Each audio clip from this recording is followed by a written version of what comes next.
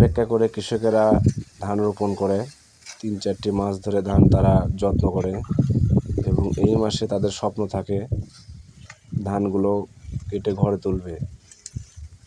সবাই দোয়া করবেন কৃষকের এই স্বপ্ন যাতে আল্লাহ তাআলা পূরণ করে, আকাশের আবহাওয়া যাতে খুব ভালো থাকে এবং তাদের শরীর সুস্থ রেখে যাতে ধানগুলো তুলতে পারে ঘরে। এই দোয়া সবাই করবেন। আর অবশ্যই আপনারা জানাবেন কার কার এলাকায় ধান কাটা লাগছে। ভিডিওটি ভালো লাগলে অবশ্যই শেয়ার করবেন, আপনাদের মতামত জানাবেন।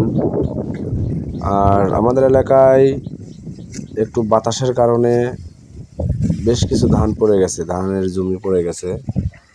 তো এই কারণে কারো মনে যদিও একটু কষ্ট, তো কিছু করার নেই।